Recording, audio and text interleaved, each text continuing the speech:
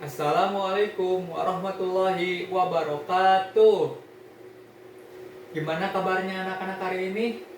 Alhamdulillah, luar biasa. Pikiranku, hatiku, Allahu Akbar. Baik, pada semangat ya kalian pada hari ini. Sebelum ke pematerian, alangkah baiknya kita berdoa. Berdoa sesuai dengan kepercayaan masing-masing. Berdoa dimulai.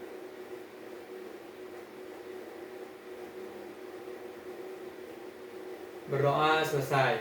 Nah, sebelum ke pematerian yang lanjut, kita akan absen terlebih dahulu ya. Silahkan kalian cek, lihat samping kanan, samping kiri, lihat depan, dan lihat belakang. Apakah teman kalian ada yang tidak hadir? Sekaligus nanti Bapak akan absen ya. Nah, sebelumnya ada yang masih ingat gak materi yang kemarin? Ada yang masih ingat, Cung? Ya, silahkan ya. Betul. Nah, kemarin itu kita membahas sumber energi alternatif. Coba sebutkan energi alternatif yang kemarin Bapak jelaskan. Angin, ya. Matahari, ya betul. Apalagi? Udah? Ya betul. Semuanya benar. Nah, hari ini kita akan membahas ataupun materi yang baru, yakni pembangunan dan pertumbuhan wilayah. Nah, capaian kali ini anak-anak harus memahami dan mengetahui tentang materi pembangunan dan pertumbuhan wilayah agar nantinya kalian dapat menambah ilmu dari materi kali ini. Baik, untuk materi kali ini ada yang tahu gak pembangunan itu seperti apa? Cung, ayo silakan. Bangunan, ya, jembatan, jalan, infrastruktur. Betul. Nah, selanjutnya ya, next. Kak, bapak laptopnya error.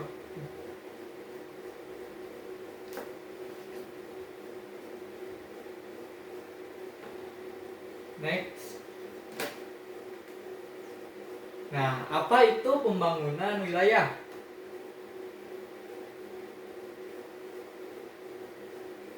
Ada yang tahu nggak? Apa itu pembangunan suatu wilayah? Cung, ayo.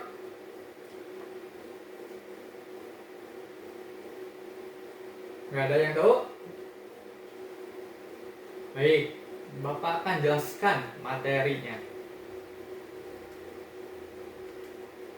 Nah, jadi pembangunan wilayah yaitu suatu pemanfaatan ruang wilayah dengan cara mengoptimalkan aktivitas secara fungsi wilayah tersebut untuk melakukan pengembangan potensi wilayah tersebut. Dilihat, kita ada yang digaris bawahi ataupun yang berwarna merah. Pemanfaatan ruang wilayah. Nah, di sini pemanfaatan ruang wilayah ini dioptimalkan secara ataupun fungsi wilayah tersebut untuk melakukan pengembangan potensi dari wilayah tersebut. Nah, jadi pemanfaatan ruang wilayah akan dilaksanakan ataupun dioptimalkan melalui aktivitas dan fungsi dari wilayah tersebut. Next. Nah, modal dasar pembangunan. Modal dasar dari pembangunan itu sendiri yaitu terdapat di sumber daya manusia yang berkualitas dan sumber daya alam yang melimpah. Contoh dari sumber daya alam ataupun sumber daya manusia yang berkualitas, ada yang tahu apa itu sumber daya manusia? Manusia? Ya betul, manusia patutnya. Silakan, siapa lagi? Ayo. Kalau contoh sumber daya alam, contohnya seperti apa? Mineral, ya betul. Emas, ya. Terus siapa lagi? Ayo. Udah ya. Jadi modal dasar dari suatu pembangunan itu terdapat pada sumber daya manusia yang berkualitas dan sumber daya alam yang melimpah. Jadi kedua-keduanya itu seimbang. Tidak ada yang lebih ke sumber daya manusia, tidak ada yang lebih ke sumber daya alam yang melimpah. Next. Nah, terus siapa pelaku perencanaan pembangunan wilayah? Nah, pelaku dari perencanaan pembangunan wilayah tersebut yang pertama seluruh masyarakat. Ya, seluruh masyarakat. Baik itu orang tua, kakek-kakek, nenek-nenek, anak-anak, dan seluruh lapisan masyarakat. Yang kedua yaitu ada pemerintah, investor asing, pengusaha BUMN, pengusaha swasta, BUMN, koperasi, dan masyarakat umum. Baik, jadi pelaku dari perencanaan suatu wilayah itu seluruh lapisan masyarakat serta pemerintah dan swasta ataupun pengusaha swasta. Nah, next. Terus, mengapa perkembangan setiap daerah berbeda? Nah, jadi setiap perkembangan daerah itu akan berbeda-beda, tidak akan sama dengan yang lainnya. Baik dari perkembangan daerah A dan kota B itu akan berbeda. Mengapa demikian? Nah, di sini ada di sini. Nah, ada faktor-faktor yang perkembangan setiap daerah berbeda. Yang pertama yaitu potensi daerah. Yang kedua yaitu lokasi. Yang ketiga yaitu sumber daya manusia. Dan yang keempat yaitu sarana transportasi. Jelas ya? Jadi potensi suatu daerah itu akan menghasilkan karakteristik dari satu wilayah dengan wilayah lainnya. Dan lokasi juga menentukan suatu daerah untuk dalam penunjang kebutuhannya. Yang ketiga yaitu sumber daya manusia, yang tadi dijelaskan ya, sumber daya manusia yang berkualitas. Yang ketiga yang keempat yaitu sarana transportasi. Seperti bus, kereta, terus apa lagi ayo? Yang berhubungan dengan transportasi siapa ayo?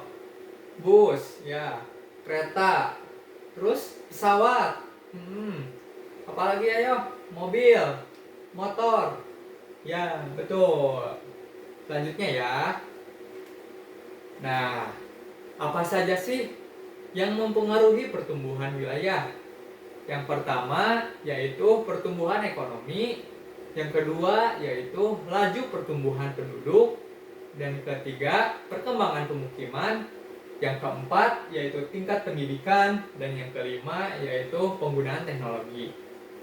Jadi ada 5 faktor yang mempengaruhi suatu pertumbuhan wilayah. Next. Nah, dahulu Indonesia menerapkan pendekatan kutub pertumbuhan atau growth policy. Nah, atau bersifat sentralistik pada zaman Orde Baru. Sentralistik itu seperti apa? Jadi memusat ke suatu daerah tertentu saja.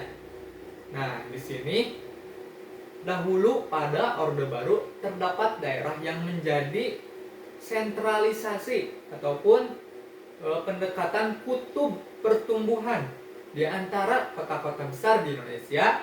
Di antaranya yaitu ada Medan, Jakarta, Surabaya, Makassar. Nah, coba sebutkan ataupun tunjukkan di mana kota Medan. Ayo, siapa yang tahu di mana letak posisi kota Medan? Apakah di sini, di sini, di sini, di sini? Ya, silahkan Devia. Di sini.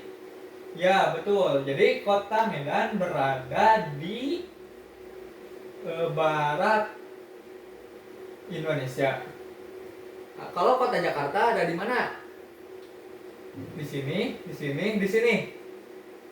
Pipa apa? Di mana? Di sini. Bukan. Di sini mah itu adalah kota Makassar. Sedangkan untuk wilayah daerah Jakarta itu berada di sini. Dan kota Surabaya berada di Jawa Timur. Nah, di sini Surabaya. Nah, dari pendekatan kutub pertumbuhan itu terdapat dua kelemahan. Yang pertama yaitu kesenjangan wilayah, yang kedua yaitu tingkat kerentanan ekonomi. Nah, lihat dah, dari suatu daerah ke daerah lain itu sangat berjauhan. Hanya di Jakarta dan Surabaya yang saling berdekatan. Nah, kesenjangan wilayah di sini menandakan jika suatu Medan ingin berkunjung ke daerah Makassar akan jauh lewatnya. Nah, di sini mah ada dari Surabaya ke Makassar, Jakarta ke Surabaya, jaraknya lumayan dekat. Nah, di sini akan mempengaruhi kesenjangan wilayah dari daerah-daerah lain. Kesenjangan wilayah dari daerah lain seperti dari Kalimantan, Papua, Lampung, Bali. Nah, itu tidak akan sulit untuk menunjang perekonomiannya. Yang kedua yaitu tingkat kerentanan ekonomi. Nah, yang tadi Bapak jelaskan ya, akan sulit kemana-mana kalau suatu daerah terpusat di sini saja. Next. Nah, konsep pembangunan desa dan kota. Ada yang tahu nggak perbedaan dari kota dan desa? Nah, sebelum ke yang tahu apa itu desa dan kota, siapa di sini anak-anak yang tinggal di pedesaan? Boleh angkat tangan? 1, 2, 3, 4, 5, ada 10. Kalau yang tinggal di kota, siapa aja? 1, 2, 3, 4, 5, 6, 15. Nah, ya. Siapa yang tadi Bapak tanyakan? Apa itu perbedaan dari desa dan kota? Ya, desa banyak sawah. Ya, betul. Kalau kota, ada yang tahu gak apa ciri dari suatu kota? Banyak industrialisasi. Ya, betul. Pusat pemerintahan. Bisa jadi, ya. Nah, untuk kembali ke materi ya. Jadi, pembangunan desa dan pembangunan kota. Maaf, di sini Bapak tipe ya. Harusnya di sini kota. Nah, untuk pembangunan desa, lihat di sini. Desa Pusat Pertumbuhan DPP. Ada kawasan terpilih pusat pengembangan desa atau KTP 2D. Yang ketiga yaitu Agropolitan District. Sedangkan untuk pembangunan kota ada konsep program pembangunan dan prasarana kota terpadu atau P3KT. Yang kedua yaitu program perbaikan kampung atau Kampung Improvement Program KIP. Next aja ya. Nah, untuk daya dukung pertumbuhan suatu wilayah ini terdapat beberapa teori. Ada teori gravitasi, teori titik-titik, potensi penduduk, dan teori grafik. Nah, sebelum ke teori-teori ini, ada yang tahu gak? Coba kalian bacakan tentang daya dukung pertumbuhan suatu wilayah. Ada yang tahu nggak? Ada yang bisa untuk membacakan dari ini? Ya, silahkan deh Pia. Upaya untuk menentukan wilayah di suatu pusat. Nah, betul. Jadi lihat di sini ada upaya untuk menentukan suatu wilayah, pengaruh dari suatu pusat pertumbuhan terhadap wilayah lain sekitarnya. Dari satu pusat ataupun satu daerah akan mempengaruhi wilayah lainnya. Nah, di sini akan dikembangkan melalui beberapa teori. Ada teori gravitasi, teori titik henti, teori potensi penduduk, teori grafik. Nah, namun di sini Bapak akan menjelaskan tentang dua teori, yakni teori gravitasi dan teori titik henti. Nah, untuk mengoptimalkan waktu, Bapak ambil dua materi saja ya. Untuk dua materi selanjutnya nanti kita akan bahas di pertemuan selanjutnya ya. Betul. Nah, untuk teori gravitasi sendiri, teori ini dapat dipergunakan untuk menganalisis besarnya interaksi antar wilayah secara kuantitatif.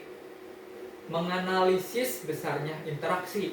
Jadi, interaksi dari wilayah A ke wilayah B itu seperti apa dalam bentuk angka kuantitatif. Nah, adapun rumusnya yaitu I1 dikurangi 2 sama dengan K dikali P1 dikali P2 dibagi J1 dikurangi 2 kuadrat. Nah, untuk keterangannya I1 dan 2 itu kekuatan interaksi daerah 1 dan 2 atau A dan B. Untuk K-nya sendiri konstanta. Konstanta itu biasanya di dalam rumus itu hanya 1. Diberi 1, umumnya 1. Untuk P1 jumlah penduduk wilayah 1. Sedangkan untuk P2 jumlah penduduk wilayah 2.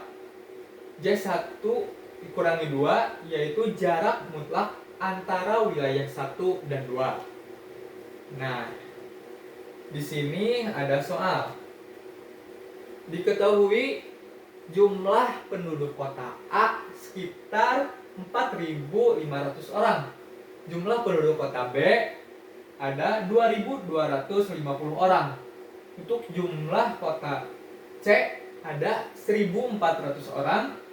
Jarak kota A dan ke kota B sekitar 70 km. Jarak kota B ke kota C yaitu 80 km. Nah, tanyakan berapa kekuatan interaksi antara kota A dan kota B. Yang kedua yaitu berapa interaksi antara kota B dan kota C. Nah, di sini ada rumusnya untuk mengetahui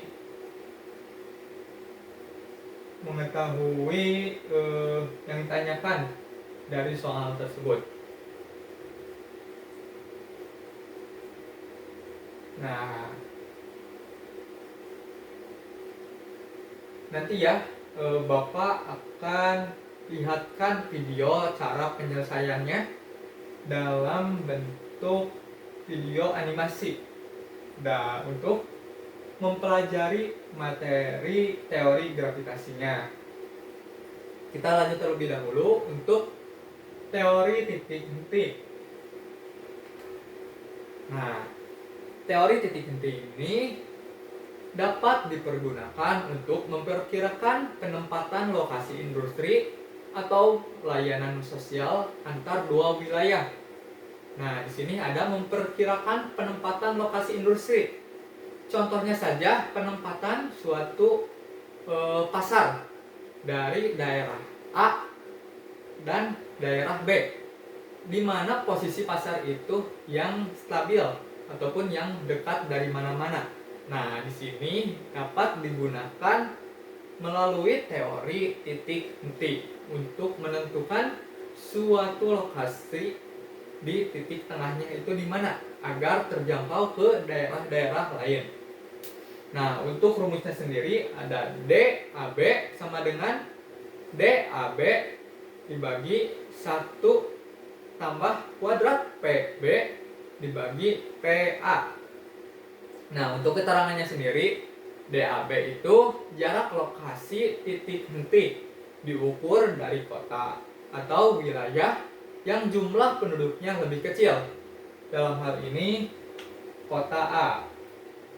Nah, untuk DAB kecil, jarak antara kota A dan B. Untuk PA, jumlah penduduk kota yang lebih kecil. Yang untuk PB yaitu jumlah penduduk kota yang lebih besar. Nah, di sini ada soal tentang teori titik henti. Diketahui jumlah penduduk wilayah A 35.000 dan kota B 55.000. Sedangkan jarak antara A ke B yaitu 60 km. Hitunglah jarak titik hentinya. Nah, di sini kita sudah ada rumusnya yang tadi ya, teman-teman atau anak-anak. Kita masukkan yang jadi DAB 65 itu dari mana? Jarak antara kota A ke kota B sekitar 65 km. Nah, selanjutnya dibagi 1 itu konstanta ya. Kuadrat 55.000 dibagi 35.000. Hasilnya 65 dibagi 1 tambah kuadrat 1,571. Hasilnya 65 yang tadi kan udah 1 ditambah ini. Hasilnya ini 2,253. Yang hasilnya menjadi 28,85. Nah, jadi lokasi titik henti antara kota A dan B adalah 28,85 km diukur dari kota A. Hal tersebut berarti bahwa penempatan lokasi pusat-pusat pelayanan sosial yang paling strategis adalah berjarak 28,85 km dari kota A sehingga dapat dijangkau oleh seluruh penduduk, baik dari kota A dan kota B. Paham ya?